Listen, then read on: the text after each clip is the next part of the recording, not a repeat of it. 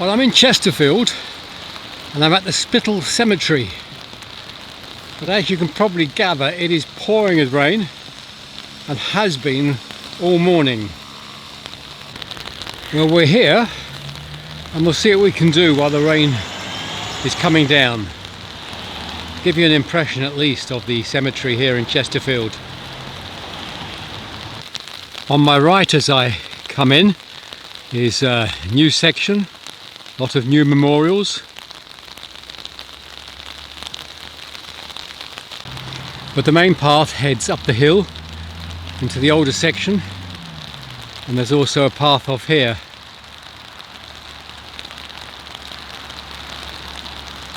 And as we head up, we can start to see a lot of the old memorials going quite a long way up the hill.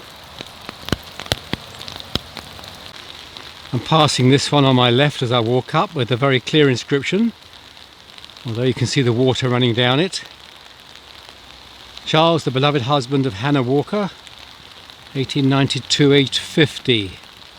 Then Hannah and their daughter Tamar Priscilla Shepherd, and a couple of other names underneath.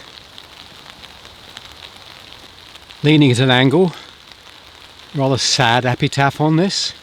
Robert, eldest son of Robert and Sarah Fletcher, 1883 aged 46.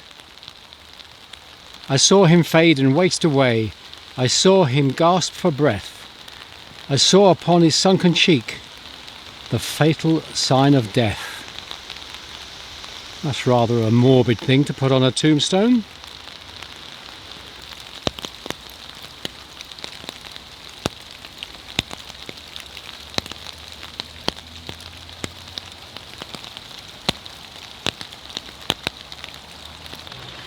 A large memorial in a large iron railinged plot.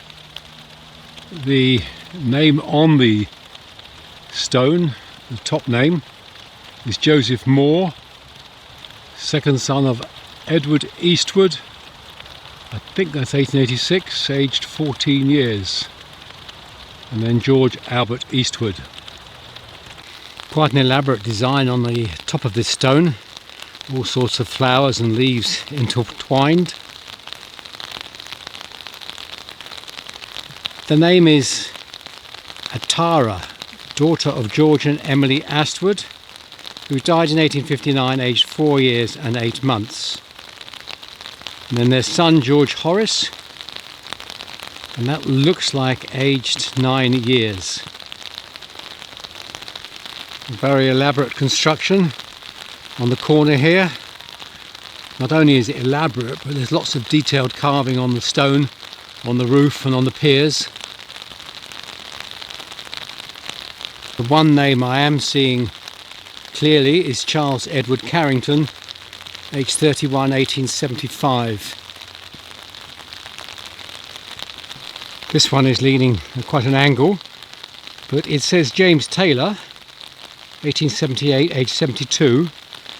This stone is erected by his late employer as a tribute of respect for his unremitting and faithful services during a period of 17 years.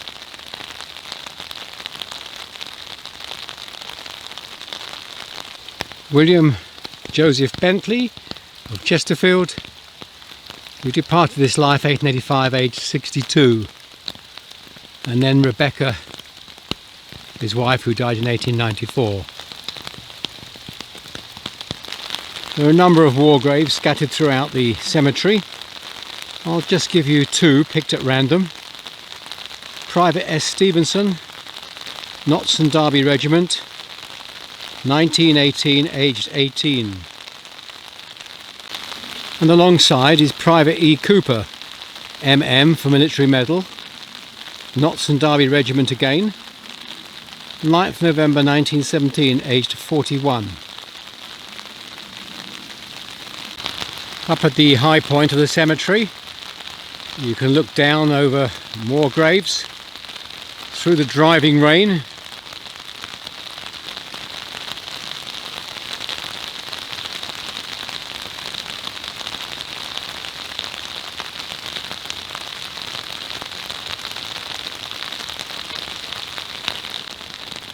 This is the Chapel of Rest at the high point, but as you can see, some building work is taking place and it is fenced off at the present time. There's a grave here to a child, some 35 plus years ago, died aged 3 months, and yet there's still some attention paid to the grave. They're keeping it in good order. The inscription is to Sean Bagshaw, our darling son, 1987. Obviously still remembered. Down the other side of the Chapel of Rest are more very large and impressive memorials. But I'm going to keep it to a minimum because of this rain. This one has an angel supporting what looks like a young girl upwards where the finger is pointing. However, the top name on the memorial is Sarah Hayes, and it appears she was about 70 when she died.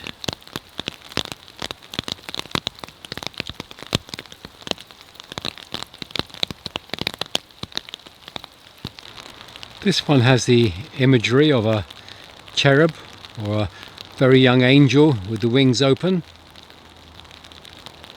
The inscription on the base is Hannah Maria Shedborin. Difficult to see that from here. And she was around 70 years when she died. A very large plot with a substantial memorial. The surname is Eyre, E-Y-R-E, but it doesn't tell us very much more than the dates they died. We don't know what the Eyre family was known for in this area. Very large plot, edged off with this black stone, and around the edges are various names and dates. The surname seems to be Wharton, W-H-A-R-T-O-N.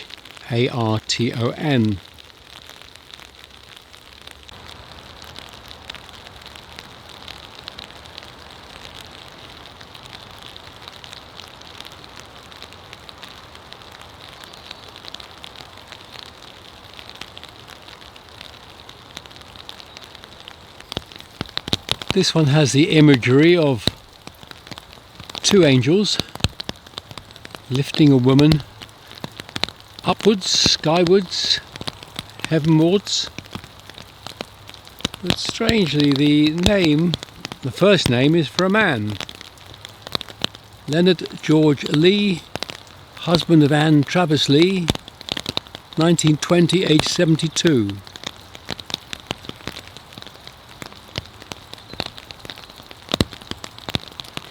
This one has a cross with a vine grown round it,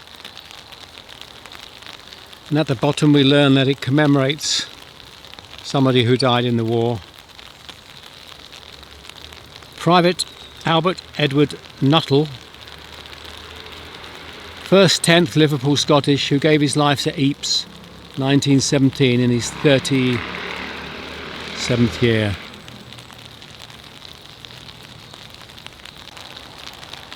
There's a very special place here with these 5 black memorials. These have been placed here recently in memory of 5 girls, part of a dance troupe, who in 1911 were in fancy costumes, dressed as Eskimos, and they caught fire. And all 5 of these children, 4 13-year-olds and 1 12-year-old, died. Terrible catastrophe. Let me show you the details on the stones. Winnie Wood, age 13. Mabel Swain, aged 13. Lydia Smith, aged 12. And behind,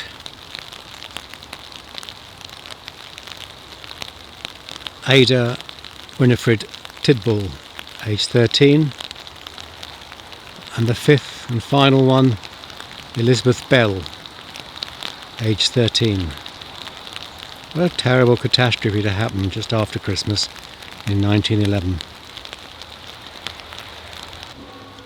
This one commemorates Maud May, daughter of William and Fanny Crossley, 1879, aged 5 months. And then beneath that, Mabel Florence, their daughter, 1887, aged 4 years and 8 months. And then the above named mother and one other name beneath that. Well, I've done my best to show you something of this cemetery in Chesterfield, Spital Cemetery. I get a good feeling about this place. I think it's one to really come back on a fine day and explore the various memorials, epitaphs. It's got some excellent stones, but given how wet it is at the moment, I'm going to leave it there. Till the next time.